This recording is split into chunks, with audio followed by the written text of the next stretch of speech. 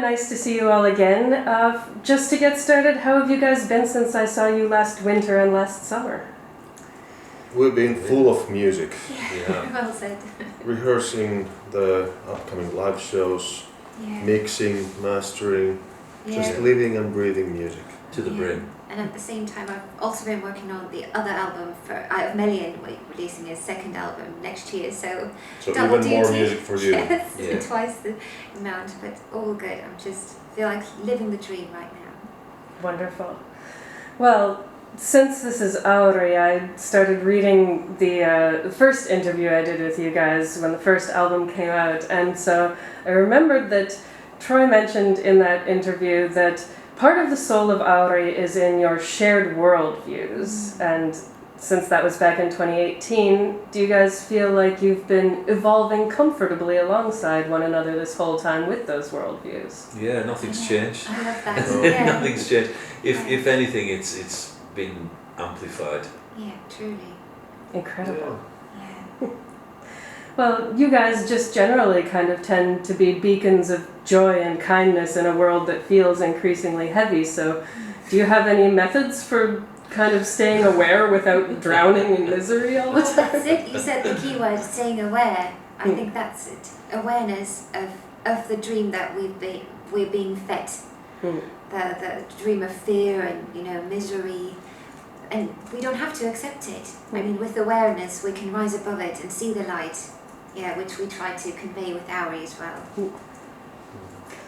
Do you think the world has become more or less hopeful since the first album has come out? Much more hopeful. It becomes more hopeful by the hour, really, this world. I think a lot of people, unfortunately, forget that. They forget the extraordinary evolution that we've been through. Social evolution, I mean. Social and, of course, technological as well. And we were talking about this the other day. I mean, I'm so delighted that if I need a minor surgical procedure, I don't have to be filled with brandy and held down by 4 guys. That's a really nice thing. And it's really nice that I can drink the hotel water without fearing typhoid and cholera. So I'm completely in awe of the modern world, of what we've attained as a species, because it's through my ancestors, all of our ancestors, that we've got to this miraculous point where the world has never been as good as this for our ancestors. My grandmother had a terrible time, but me, I live in absolute psychic and physical luxury. So I don't go along with the everything's miserable and wars, there's too many wars and the world's burning. I don't go with any of that, because none of it's true. I just feel like the darkness in the world is like a backdrop for the light to be experienced. Yeah. That's all it is. But of course it can't be experienced until that stops in yourself. When it stops in yourself, which is really difficult to do, but when you become quiet and aware of it, then something magnificent flowers. Sorry, go ahead. No, go on. No. Yeah, for the vast majority of humankind's history, it's been useful for us to be a bit scared all the time. Yeah. It's an evolutionary fact. It's kept us alive. But times have changed now that we understand how the world actually works, so we don't have to be scared all the time anymore. And we really feel that there's some kind of punctuated equilibrium in that we jump huge jumps in our social evolution, where we can understand that. And as Tuomas has just pointed out, it's intrinsic in us to be terrified, and there's good reason for it. You don't want to be a Cro-Magnon man and attacked by a saber-toothed tiger. You've got to be aware that saber-toothed tigers means death. But there's no saber-toothed tigers in Yorkshire anymore, and I think that we're living in a time that is, for want of a better word, heavenly. And I again had this realization 6 months ago when I went under a scalpel, and the stuff that they were able to pull off was just unbelievable, and the caretaking that was shown to me by people who I've never met again made me realize that what a time I am living in. Yeah. Thank you. And the good, and also that's right, and that highlights the goodness in people. You know, too many people focus on the odd bad egg. You know, the vast majority of people are good. The vast majority of people are kind, and we've been driven down this dreadful dead end alley of darkness and fear and misery, and I'm having none of it. The world is what we make of it, isn't it? Yeah, we choose it, we create it in our mind. So on my good days, I have this belief that love is like light and hate can't exist without it. So, you know, like a shadow can't exist without light. Do you have any sort of similar philosophies on that note? Initially that is the case, but it gets to a point where the counterbalance changes between hate and love, and it completely reforms itself. There is a reformation, a revolution, an inner revolution that can happen within all of us. And the wonderful thing about it is it happens instantly. It's something you can't train yourself into. If you do, then you're locked in time and you're doomed. You know, I'm going to try this new age religious idea of crystals. I'm going to try that. That might make me feel better. Or I might try this special fasting diet that might make me feel better. Or I might just embrace Christianity or Zen or whatever. They're all distractions from the moment, this moment that we're in, this reality that is everything. And in that is purest, utter love. And having said all that, it doesn't mean that we are blind to the wrongdoings and sufferings that's still going on this planet. Absolutely not. No, so we're not trying to be snobby on the contrary. And we have this lovely vehicle called music, and Auri, that we can bring out these truths. Absolutely. And give people food for thought. And it's of great interest to us, and it's one of our favourite subjects. And Tuomas is right, but whatever's been said is not to denigrate people who are dying and miserable and for whatever in wars or anything like that. It's something that can be found in, bizarrely enough, in art. Art can mainstream this great, fabulous awareness, and we try to do that with Auri, with the music of Auri. So sorry to get a bit heavy. I don't mind at all. No, but we're very engaged with all of this. We love to talk with each other about these really important elements of our lives, and it feeds into music. I don't know if this is how much time do we have? I can be as long as you want. So. What you said about love and the opposite of that being hate, but to me it's fear, probably. Fear, and maybe underneath the hate even is fear. So there's fear that is the opposite of love. We fear and we lack something. That's the grave illusion that we all have to kind of come to terms with and realise that that's all it is, an illusion. So it really is a fear and shame. That's the opposite of love. Well, speaking of music then, things like wine and perfume tend to have notes that they're known for. So do you think Auri has certain notes in that sense, and what might they be? Oh, that's beautiful. The earthy deep scent of a chanterelle. That's the scent of Auri for me. Moss-covered spruce forests. Ooh. Yeah. Nice one. Probably freshly baked wholemeal bread. Beautiful. Incredible. Well, I also feel like this album has more kind of creepy, haunting moments than the previous albums had, like with The Apparition Speaks or Oh Lovely Oddities. So was there any specific reason there was more of that popping up this time, or was that just kind of where the vibe was at? I think there's a reason or rhyme to what we do. It's just, we just do it. Yeah, we just do it. People would be so surprised over the fact how little we think these things over. We really do. Yeah. We really don't. It's the same thing with Auri, same thing in Nightwish. It just, you don't calculate, you don't plan, you don't think, you just let it come and channel through you. Yeah, that's the beauty of it. You get to be surprised of it yourself. It's Exactly. discovery every time. I think that's part of the beauty of creating something, because when I was working on my next novella, I'm not trying to self-promote myself, but just for the process of creation, I was writing, I was like, I want this fantasy world to have something that's not weddings. I want something that's totally different from that, and I'm in my drafting week, and I've only got a week to write this, and then it says, I'm like, let's do a week-long ritual where they test their bond and they get advice from their community and they visit some oracles to get some prophecies. And then I'm like, what did I do? I have a week to finish this. Why? Why did I create this monstrous mess? But I was so excited by it that I just couldn't stop. And that gave me chills. Well done. Yeah, I love that. Yeah, but sometimes the idea just comes and you embrace them. And that's the beauty of it. It's the best part of creating stuff, I feel like. I love that.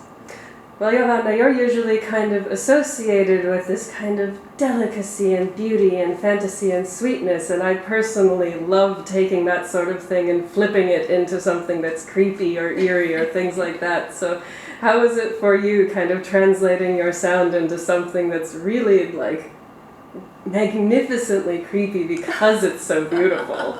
I love it. Again, it's something that just, I don't know, we just, like fish that swim in a pond. I mean, it's so natural and organic. We don't really, I mean, I love working on our music and singing it. And it's a treat every time. And I think you just kind of tune into what the song requires and play around with that.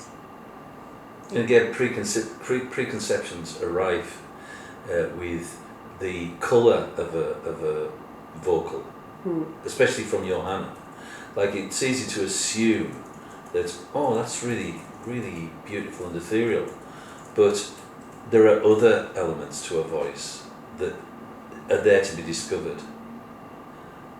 For instance, at the beginning of Apparition Speaks, when she sings "Are You the Rain Recycling the Sea," it's really spooky, and it's really otherworldly, and you don't know what is that voice. Even though it's beautiful, there's a strange, uncanny feeling to it, to the voice. The way it's very sleepy and very otherworldly, and but that's something our fabulous Johanna does naturally in spades. But yeah, you never have a preconception when it comes to Johanna's voice. I think that's part of the joy of experimenting with art, is that you can have something that has its sound and then you can still play with that within or without what's kind of natural and explore. Whatever is possible is natural. Yeah. That's very much Apparition Speaks. Yeah. Very much so. Well, you guys have mentioned in the past being fans of these darker, evocative shows like Black Mirror. So do you feel like those series have come into play as inspirations for these albums at all? Not for me. No, they're wonderfully entertaining, but entertaining in the same way that I like to watch The Exorcist. You know, so I would never take the essence of The Exorcist and write music and put it into Auri. That would make a funny song. It would. Yeah. The last season was brilliant, actually. Yeah. The best season in ages. A good story. But the first was the ultimate, though, wasn't it? The first episode or The first series. yeah. Nothing beat that. Yeah, it was killer. Revolutionary.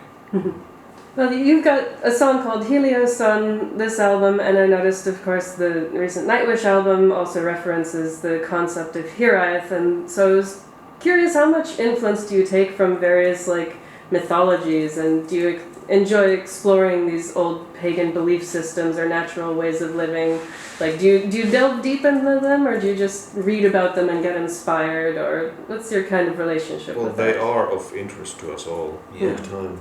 And whatever interests us comes out in the art that we do, but it's very rarely conscious. Yeah. That's pretty much it. Hardly ever. Yeah. is there a process you feel wherein you see something you love and you connect with and it eventually does translate into something you want to express in music? Like, is it very conscious, or is it just sort of more like you were saying, you don't think about it that much, it's more of just subconscious processing, like fuel comes in and music comes out? Well, sure thing, there are moments in our lives where we go, oh, there I hear a song, or at the start of a song, or an idea for a song, maybe a song title or the theme. Like one happened to us today, didn't it? Yeah, about 3 hours ago, we had an idea for a new Auri song. In the middle of an interview. I was completely lost in my thoughts for the rest of that interview. Because I was just thinking about that brilliant idea, and after we finished, we discussed about it, and it's definitely gonna become a song for the next album. So inspiration can come anywhere, anytime. Yeah. But then you just have to be completely open before the idea and just let all the ideas, all the music flow through you, and not force anything. The music sort of rings a bell, and then I'm awake, and then you wait for it to enter, something like that. Yeah. Well, in that older interview again, you mentioned that Them Thar Chanterelles is a bit of a way of showing that you can write songs about things that aren't just about like sex and self-pity, I think was the quote. This is what most songs are about, Yeah, a bit of love there. Did you do any weird explorations of things along those lines this time around? I can't think of any, can you? I'm trying to think.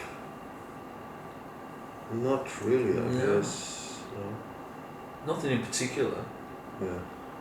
Well, in that case, then, rather than join in the chorus of questions about what this song is about that you've surely been hearing over the last few days, we wouldn't tell you anyway.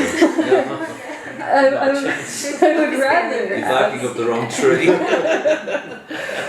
I would rather ask if there's any like cool stories about the album itself or the making of or the songs that no one's asked about that you think are worth sharing or telling about this album. Well, we just mentioned on the other interview little specific detail that I already had forgotten, that we actually recorded the Lord of the Rings book closing on one of the songs, which is Museum of Childhood. At the end of that song you hear a book going thud. And that's what we recorded. Yeah. Yeah.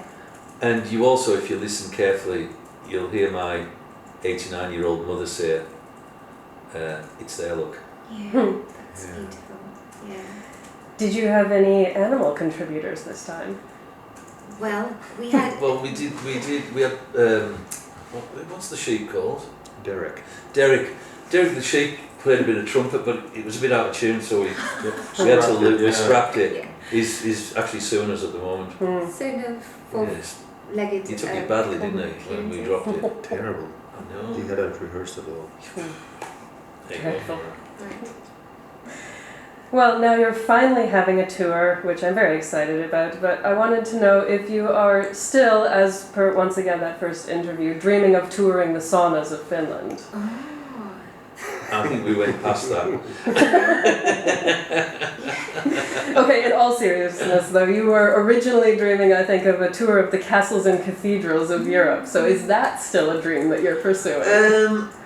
We've got a few really interesting venues though, haven't we? We do. We have a few big churches. Yeah, we do. Yeah, we do. Some interesting theatres, concert halls. So they're nice venues that we're about to move into. Yeah. Wherever Auri plays, it needs to be, seated audience. Yeah. I think, and we would never play on the main stage of a rock and roll festival or a metal festival. Or in a sweaty club.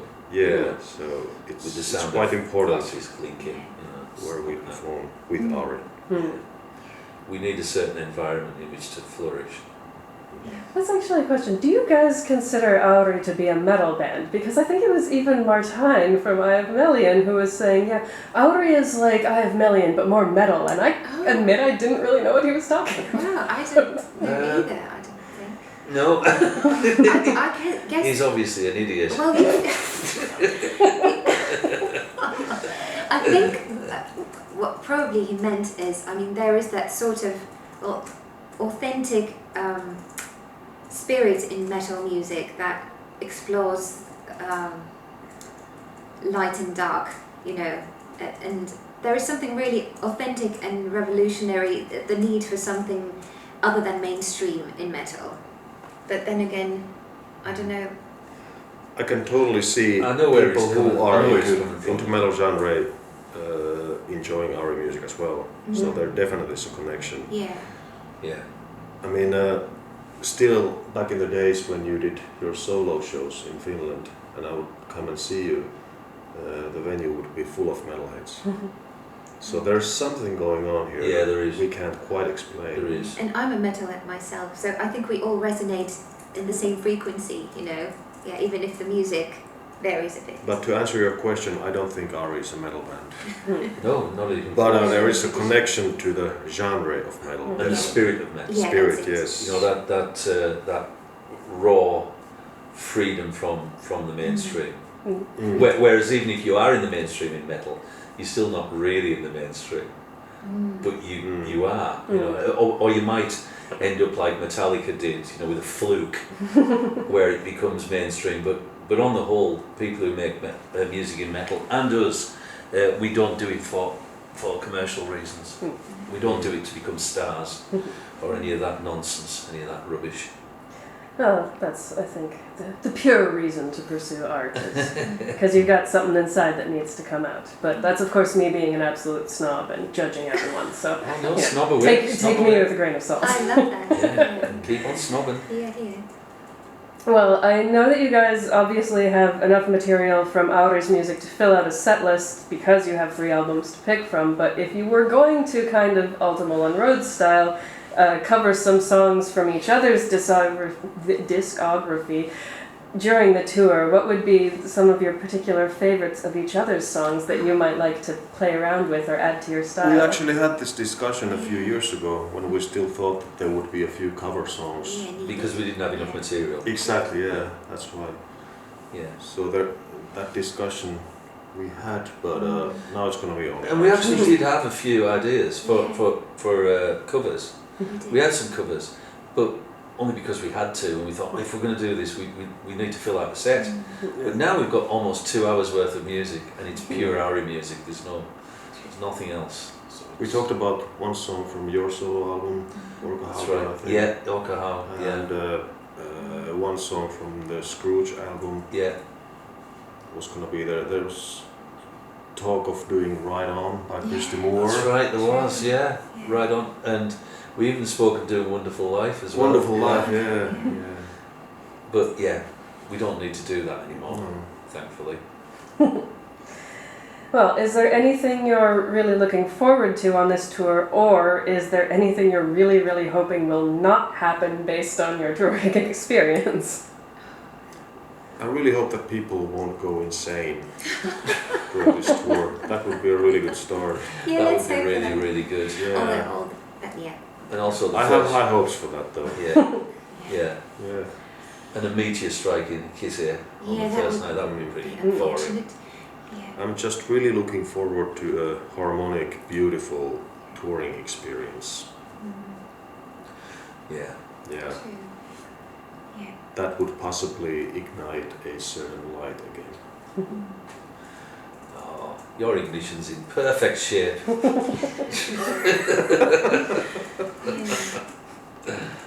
not having that. What? I'm not having any of that talk. No? That kind of seditious stuff.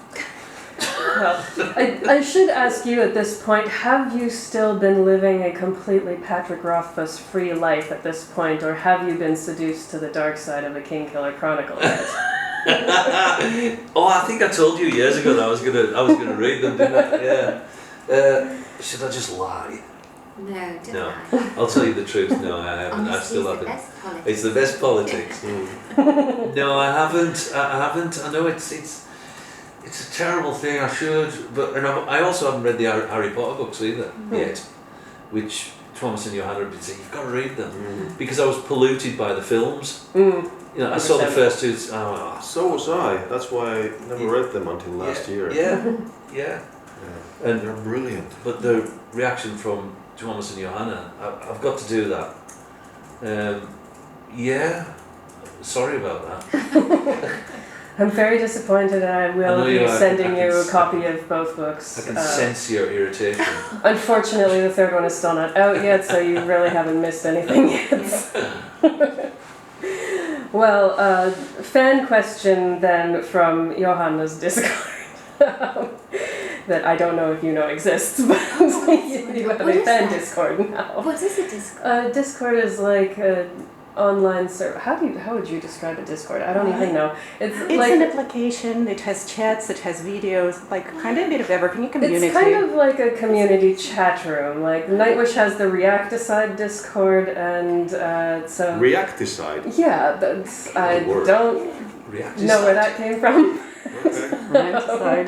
Never heard of that. Romanticide and reaction videos, I Okay. think, was where that came Right, from. okay. Wow. Makes sense. So I asked some of my friends from in there if they had any interesting questions. So to wrap this up, if Auri were a tree from a fantasy world, what kind of tree would it be? Definitely Yggdrasil of the Viking mythology, the all-encompassing tree of the world. Well said. Or Treebeard. Treebeard. Yeah. Yeah, the end. Yeah. He's a sort of a tree. Yeah, he's a tree. Yeah. Or the rowan tree as well. Now with all this its this mythology. can devolve into us discussing what is a tree for the next 45 minutes. Exactly. So let's leave it at Interesting. that. Yeah. True. Well, that's it for my questions. So thank you so much, and have an incredible tour. I'll see you in August. That was I the only guess. fun question. Thank you. Oh, I had more, but I only have 30 minutes, and I don't want to. Give us two more. Yeah, give us two Okay. more. Give us two more. Let's see. Make sure the question starts with, why do you not? Oh, I did want to ask this one actually. So, like, none of you guys are particularly online people per se. So, do you get much of a chance to see all of the like artwork or like community things, or like Kathy wrote a book called Aphrodite Rising, and they have all these like discussions and meetups and all this sort of thing. So, do you guys ever get to see much of that going on and like get re-inspired by it?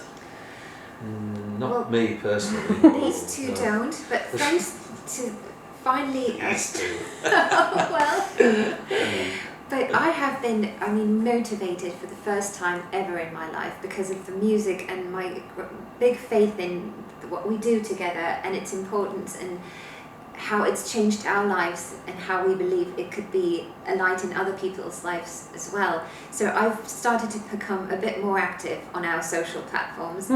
And I love reading all the comments and feedback and the fan art. It just never ceases to amaze me and touches me deeply. And honestly, especially during COVID, it was my lifeline and the connection to the world that we couldn't tour yet.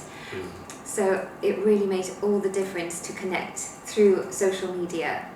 And it also makes all the difference to have you in the band who is motivated. Yeah. Because him and me were completely useless Totally when it useless. comes to any online activity or social And media. clueless as well. Completely clueless, and Yeah. it's not of interest to me at all. But I can see your passion, and we realize how important social media is Yeah. these days. We can see the potential. And I do tell you.